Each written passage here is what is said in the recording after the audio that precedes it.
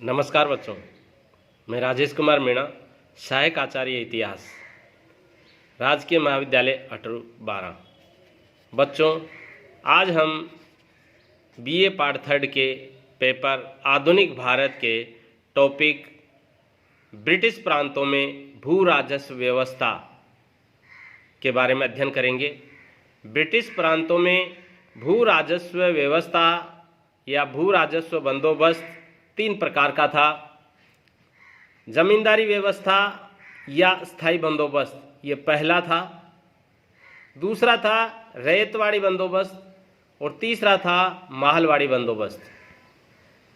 अंग्रेजों ने भारत आने पर मुख्य रूप से 3 प्रकार की भू राजस्व व्यवस्था स्थापित की। उन्होंने बंगाल, बिहार, उड़ीसा एवं बनारस खंड और उत्तरी कर्नाटक की भूमि पर स्थायी बंदोबस्त यानी कि जमींदारी प्रथा प्रचलित की, जो कि समस्त भारत की 19% भूमि पर थी। दूसरी व्यवस्था महलवाड़ी, जो कि उत्तर पश्चिम प्रांत, मध्य प्रांत, पंजाब में प्रचलित थी, जो कि समस्त भूमि के 30% भूभाग पर थी। और अन्य जो तीसरे प्रकार की थी रैयतवाड़ी व्यवस्था, ये बंबई और मद्रास क्षेत्र के अधिकांश भागों, असम और अन्य भागों में थी, जो कि समस्त भूमि का 51% भूभाग इसमें था। बंगाल में कंपनी की सत्ता स्थापित होने एवं दीवानी प्राप्त होने के पश्चात अंग्रेजों ने भू राजस्व व्यवस्था में महत्वपूर्ण परिवर्तन किए। इसका उद्देश्य अधिक से अधिक राजस्व प्राप्त करना एवं भारत से कच्चे माल का निर्यात करना था। इसीलिए प्रचलित भूमि व्यवस्था में परिवर्तन किया गया। सबसे पहले जो पहला भूमि बंदोबस्त है जमींदारी व्यवस्था स्थायी बंदोबस्त, इसके बारे में थोड़ी विस्तार से चर्चा करेंगे। यह व्यवस्था बंगाल, बिहार, उड़ीसा, यूपी के वाराणसी संभाग एवं उत्तरी कर्नाटक में लगभग 19% ब्रिटिश भूभाग में लागू थी।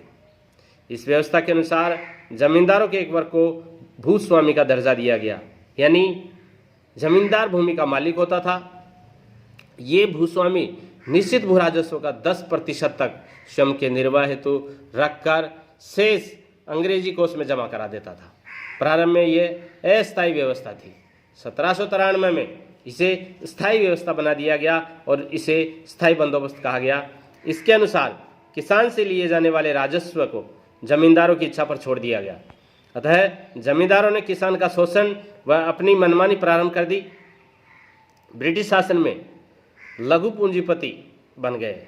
जमींदार के मध्य बिचौलिए की संख्या बढ़ती गई और किसान का शोषण बढ़ता गया। ये नए जमींदारी खानदानी जमींदार न थे, वरन पूर्व जमींदारों के भ्रष्ट एवं विश्वासघाती नौकर, कंपनी राज के गुमांस थे, अधीनस्थ राजस्व किसान कंपनी के कुर्क व्यापारी व वकील आदि। जो दूसरा बंदोबस्त है या व्यवस्था है वो है रैयतवाड़ी व्यवस्था। यह व्यवस्था मद्रास, बरार, बंबई और असम में प्रचलित की गई। इस व्यवस्था में रैयत का मतलब कृषक यानी किसान, ये भूमि का स्वामी होता था। रैयतवाड़ी बंदोबस्त लागू करने का प्रमुख कारण दक्षिण भारत के दक्षिण एवं दक्षिण पश्चिम में जमींदार वर्ग की अनुपस्थिति था, जिसके साथ भूमि का बंदोबस्त किया जा सके। यानी यहाँ पर जमींदार वर्ग नहीं था, इसीलिए भूमि का स्वामी कौन था? रैयत यानी कृषक। रैयत जब जमीन का स्वामी होता था तब वह समय पर भू राजस्व देता रहता था, और इस प्रथा में भू राजस्व 20 से 40 वर्षों तक के लिए निश्चित किया जाता था। प्रत्येक रैयत भू राजस्व व्यवस्था के लिए व्यक्तिगत रूप से उत्तरदायी थी। रैयतवाड़ी प्रथा का जन्मदाता टॉमस मुनरो तथा कैप्टन रीड को माना जाता है। मुनरो ने 33.33% इसे उचित माना, और इस प्रथा का मुख्य उद्देश्य भू राजस्व की नियमित वसूली तथा रैयतों की स्थिति में सुधार लाना था। किंतु समय पर कर न चुकाने से किसानों की अधिकांश भूमि जमींदारों व साहूकारों के पास चली गई और भूमिहीन मजदूर हो गए। इसके अलावा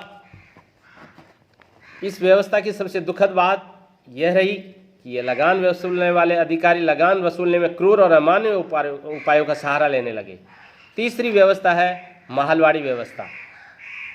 महलवाड़ी व्यवस्था ये भू राजस्व व्यवस्था पंजाब, मध्य प्रदेश और वर्तमान उत्तर प्रदेश के कुछ भागों में लागू की गई।